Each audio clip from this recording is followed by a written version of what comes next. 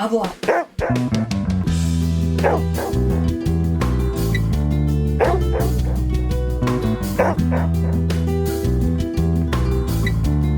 Hello and welcome back to another episode of FitPet Boston Talks. My name is Leo Lodato and I am the host of the show. I just wanted to say thanks for sticking with the podcast because it has been a little bit over a month since Laurie and I released an episode. So we take some time off in the month of September every year and just for vacation.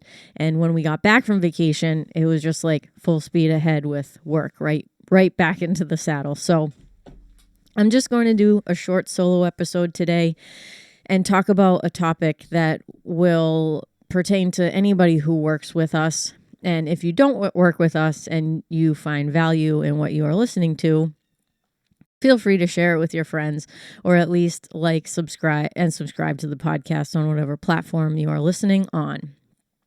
So Laurie and I are dog trainers. We have 3 dogs of our own.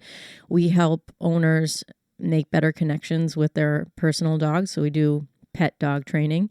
And we're also involved in a variety of different dog sports and activities with our own personal dogs. So one of the things that we use for training is food. So food is very motivating for most dogs, right? Dogs love to eat. And by manipulating their feeding time and how they're being fed, we can use food to train our dogs to perform different behaviors that might not necessarily come naturally to your dog. The basis of all behavior training is getting your dog's attention. And if you've worked with Laurie or I, you know this. And I don't want to give away too many of our training secrets in the podcast because podcasts are just not the best way to learn how to train your dog, right? But training attention is very important. And we use food in order to complete some of those tasks. So if you think about the basic obedience, we have sit, down, recall, stay, heel, and we use food and a marker system. Laurie and I love to use the clicker for dog training in order to train your dog. And we have different recommendations on what types of food to use for training. And the reason why I wanted to do this podcast today is because some of our recommendations have gotten astronomically out of control expensive. And what I wanted to do is just present a few alternatives to the really expensive freeze-dried or air-dried food options for those of you who work with us for training. Because dog training is an investment in and of itself. You have to spend money on a good trainer and you have to be willing to do multiple classes with that trainer in order to see results. And it's not just like a one and done, especially if you're dealing with a lot of behavioral issues with your dog and you as the owner don't have very much experience. It's important to find somebody that you really connect with. And then Laurie likes to use the word marry that person. Okay, not literally, obviously, but you're going to probably be with that person for the long haul. There are relationships that I have with other trainers and people that I've connected with over the years at the training studio. And I've had those relationships for years at this point. And I seek counsel from people that I know and respect and go back and forth. And right now I'm currently in a mentorship program with somebody that I've known for a couple of years, right? So if you're an owner, if you find a dog trainer that you really connect with, really saddle up and make that commitment of time because that's where you're really going to see the results. Unfortunately, dog training is not like a one and done type of thing. If you really want to dig into it, you have to spend some time doing it. And for Laurie and I, that's why we offer group classes, because group classes provide a low-cost way for people to come improve their obedience with distractions. We only offer those classes to people that have worked with us privately.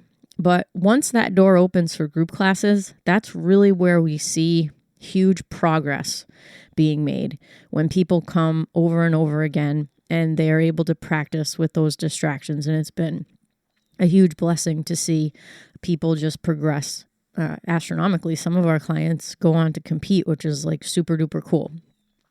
So getting back to the topic at hand, I know I can go off on tangents, so thank you for sticking with me.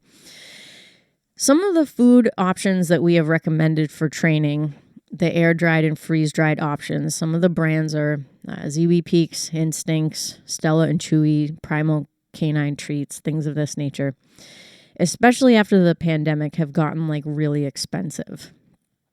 So what do I mean by really expensive? Well, I just went on chewy.com and I looked up the price for Ziwi Peaks treats. So these are treats that are protein-based. They also contain some kelp and seafood, I think in almost all of their recipes. They are a fortified food and they have a stable shelf life. So they're preserved with like mixed tocopherols and they are able to be outside of the refrigerator in a bag. And these treats are actually, it's actual dog food, the Ziwi Peaks. If you wanted to feed your dog Ziwi Peaks as their primary diet, you certainly could do that. But I just looked online and Chewy is running a special and they're about $1.80 per ounce. And if there are 16 ounces in a pound, that means that Ziwi Peaks dog treats are $28.80 per pound. Just to give another example, the Whole Foods in Woburn is currently selling ribeye steaks for $24.99 per pound. That means that Ziwi Peaks dog treats are a couple of dollars more expensive than arguably the most expensive steak that you can buy at the grocery store. Probably second to filet, but they didn't have a price for filet because they're not currently offering it at the moment. But that just gives a little bit of perspective on how expensive these dog treats and dog foods have gotten. And I have a hard time recommending that our clients purchase these dog treats and dog food for training. Not because they're ineffective, right? Ziwi Peaks and Stella and Chewy, most dogs find these dog foods to be pretty high value in comparison to like their dog kibble, right?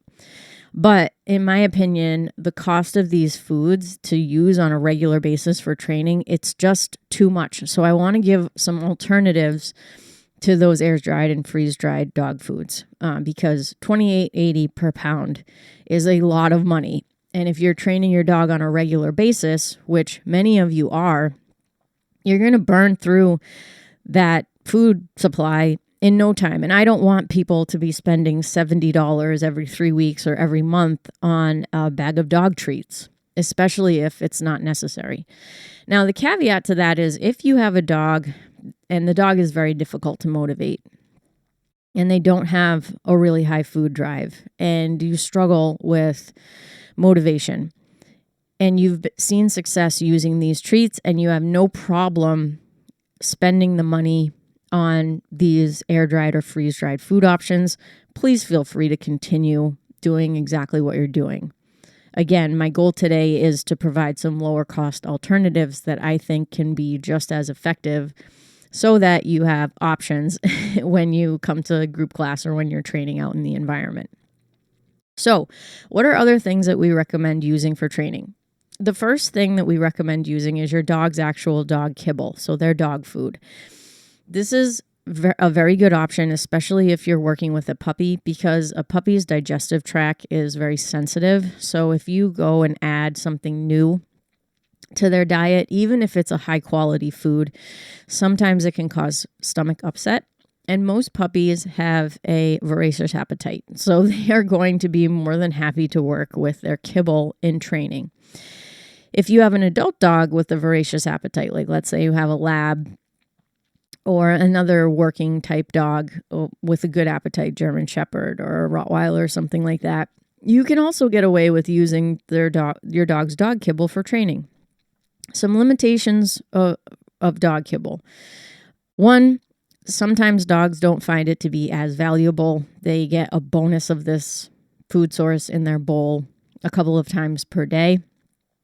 And generally speaking, dog kibble is difficult for the handler. So it's these little tiny pieces and It's difficult to mark and reward behaviors with dog kibble if you don't have much experience doing it. Oftentimes the kibble will wind up all over the floor, which isn't really very good because then your dog starts, tracking the floor to find the kibble, which is normal, and they disengage from you as a handler, and that can kind of work against getting quick repetitions and keeping your dog's focus.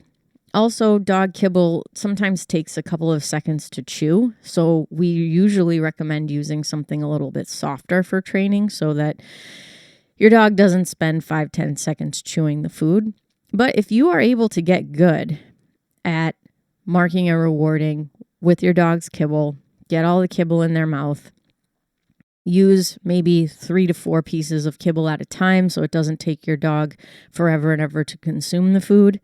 If you're able to do those things, I think kibble is probably your best option to use if we're talking about cost and the health of your dog.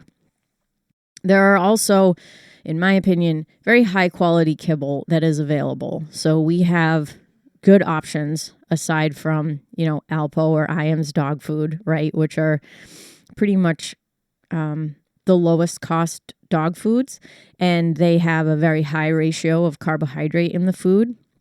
And dogs generally prefer a protein source that comes from meat.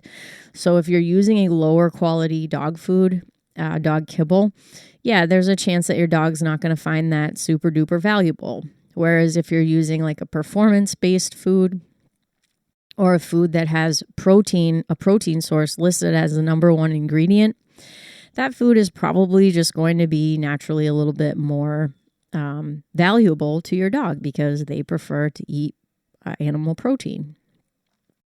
So Laurie's dog food of choice when training, and what I believe is a lower cost option, is Stewart's beef liver. So this is still a freeze-dried or air-dried option. It comes in a 21 ounce tub. And if you go ahead and buy the largest size on Amazon, the cost is relatively low in comparison to those Ziwi Peaks, the Instincts, and the Stella and Chewy. Some limitations for the Stewart's beef liver. In my opinion, you shouldn't use a ton of it in training. Sometimes it can cause a little bit of stomach upset for some dogs. Like I can't use the Stewart's with my dog Raven. It gives her diarrhea. And liver has a vitamin. I'm not sure the vitamin. I don't want to misspeak. I think it's vitamin A. And if you feed your dog too much, it can have some adverse effects. So using Stewart's for short training sessions is a great idea. If you're out in the environment, it's more distracting and you want to up the ante on the quality of your food, Stewart's is a great choice. If any of these options that I'm presenting today give your dog stomach upset, don't use them. Okay? So, and that goes across the board. It doesn't matter if you're using the most expensive dog treat or the least expensive. If it's causing your dog stomach upset or they're allergic to it or whatever, don't ask questions, just stop using it. My favorite item for training dogs is moist food or food rolls. So my food of choice is a food called Bill Jack. It is an old recipe. It comes frozen and it is messy. So the pieces are small. You can kind of mold them into larger chunks, or you can use little pieces in training. It is a moist dog food, which is great because your dog can consume it quickly, but it is messy in your pocket or in your food bag and in your hand. And this is a sacrifice that I make for the quality of the food, and the fact that the dog can consume it quickly, and also that I've used Bill Jack for a bunch of different dogs, and I've had great results in terms of the way that their stomach handles the food. It's gentle on their stomach. I don't have Bill Jack listed in our Amazon store because Amazon vendors don't always have it. So when I do see it and it's a good price, I tend to buy like 8 bags at a time. And 8 bags, I think, can last me the better part of a year. So I like Bill Jacks. Alternatives that I do have listed on our Amazon store are Red Barn food rolls and Howie food rolls. So Red Barn It has a very similar consistency as Bill Jack's. It's moist dog food. You have to cut it up into small pieces. Same is true for Howie's, but the Howie's is more of like a sausage or a hot dog consistency. And both of those foods, once they come out of the package and I cut them up, have to be stored in the refrigerator. So that might be another limitation of using a moist dog food roll or the Bill Jack dog food. You can't leave it inside your training bag or your pocket. It's going to go bad. And trust me, there have been bags that I've left in my training bag and I come to them, a few days later and it's disgusting. So it does require a little bit more maintenance. But again, I think those foods are great to use for training because easy to consume, generally speaking, easy on the dog's stomach. The Howie's food rolls, if you are into spitting treats at your dog. So sometimes for competition, if we're trying to teach like a really good front, for example, sometimes you'll see the trainer have a piece of hot dog or something or cheese in their mouth and kind of spit it out at their dog. I've done this with the Howie's food rolls and they're not disgusting. They don't taste like anything much actually. But if you're into doing that, you can do that with the Howie's roll. And then the other alternative that we use is mozzarella cheese sticks. So if your dog can tolerate dairy, they are a very low-cost alternative if you're working, again, in a group class setting or a distracting environment, and you want to use something that is a little bit higher value. Very moist, easy for the dog to consume. Most dogs absolutely love mozzarella cheese sticks, so that's a bonus as well. And you can buy, a bag of those part skim mozzarella cheese sticks from Market Basket or whatever, and keep them in the fridge until you need one. With any type of treat that you're using for training, I would go through and see how many calories per cup these dog food alternatives are. So if a mozzarella cheese stick is 70 calories, you want to remove that from your dog's daily ration of food. That's another reason why using dog kibble can be a great way to train, because dog kibble is fortified, so it has all of the vitamins and micronutrients in it that your dog needs. Mozzarella cheese sticks do not. So we don't want the majority of our dog's diet to be human food. It's long-term not healthy for them. Short-term is absolutely fine. It's no big deal. The last thing that I wanted to recommend is going to a Marshall's or a Home Goods or a TJ Maxx, because oftentimes in their pet supply section, they have dog treats. We actually bonused out and got like a ton of, I don't even remember the brand. It might have been Blue Buffalo, but they were like freeze-dried little dog treats, and they were absolutely perfect for training.